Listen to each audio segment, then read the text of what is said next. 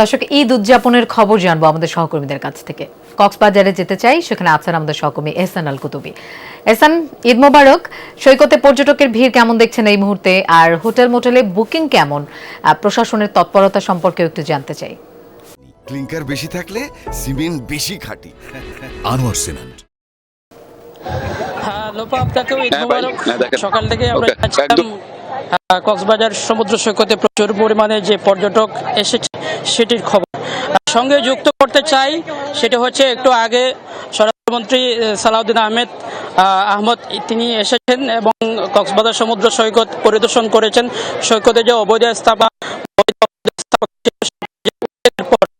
তিনি এসে পরিদর্শন করেছেন এবং কঠোর নির্দেশনা দিয়েছেন যাতে কোনো ধরনের বালিয়াড়িতে এবং সমুদ্র সৈকতের বালিয়াড়িতে যাতে কোনো ধরনের অবৈধ স্থাপনা নির্মাণ করা না হয় এবং পরিষ্কার পরিচ্ছন্নতা যাতে থাকে, ঠিক সবকিছু যাতে ঠিকঠাক থাকে সেই জন্য কিন্তু সংশ্লিষ্টদের তিনি নির্দেশনা দিয়েছেন।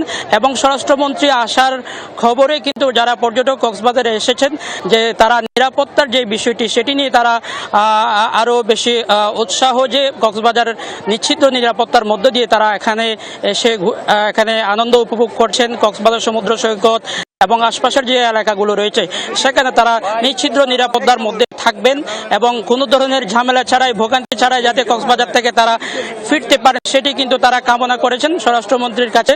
এবং আমরা দেখছি কক্সবাজারের যে সুগন্ধা পয়েন্ট আছে সেখানেই মূলত আমি আছি। এখান থেকে আমার যতদূর চোখ যাচ্ছে প্রচুর পরিমাণে পর্যটক কক্সবাজারে এসেছেন আজকে ঈদের দ্বিতীয় দিন এবং আগামীকালও পর্যটকের যে ঢল সেটি আমরা দেখতে পাবো।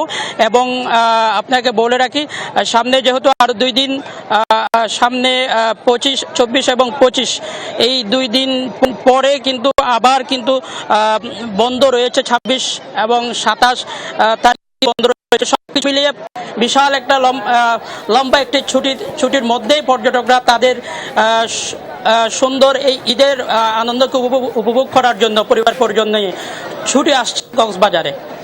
এহসান, আপনাকে ধন্যবাদ আমাদের সাথে যোগ দেওয়ার জন্য। দর্শক, রাঙ্গামাটিতে মানুষ কিভাবে ঈদ উদযাপন করছেন এবার সেটি আমরা জানবো। আমাদের সাথে যোগ দিচ্ছেন শামসুল আলম। শামসুল, ঈদ মোবারক। কেমন ভিড় দেখছেন পর্যটকদের? রাঙ্গামাটিতে আবহাওয়া কেমন আজকে?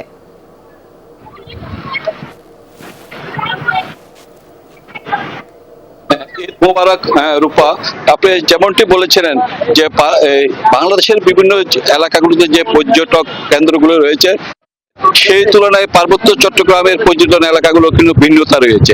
আপনি জানেন যে বিশেষ করে এই যে রাঙ্গামাটি এলাকা, রাঙ্গামাটিতে পাহাড় এবং হ্রদ নিয়ে এই রাঙ্গামাটি জেলাটা গঠিত, যার পরিপ্রেক্ষিতে রাঙ্গামাটিতে আগমনের জন্য পর্যটকরা হুঁচড়ে পড়ে ভিড় জমায় প্রতি বছরে।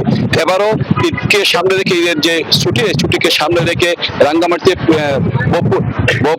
বিপুল পরিমাণে এখানে পর্যটক এখানে সমাগম হয়েছে। আমরা দেখতে পেয়েছি সকাল থেকে রাঙ্গামাটি শহরের যে ঝুলন্ত ব্রিজ রয়েছে সেই ঝুলন্ত ব্রিজ সহ রাঙ্গামাটি শহরের অন্যান্য যে কেন্দ্রগুলো রয়েছে, পর্যটন কেন্দ্রগুলোতে, সেখানে স্থানীয় লোকজনের পাশাপাশি রাঙ্গামাটি শহরের বাইরে থেকে যেসব পর্যটকরা এখানে এসেছে তারা এখানে এসে এখানে ভিড় জমাচ্ছে। তাছাড়া এখানে যে পর্যটকরা রয়েছে আমরা তাদের সাথে কথা বলে যতটুকু জানতে পেরেছি যে রূপা, এই রাঙ্গামাটি শহরের যে বিভিন্ন বিনোদন কেন্দ্রগুলো রয়েছে, বিভিন্ন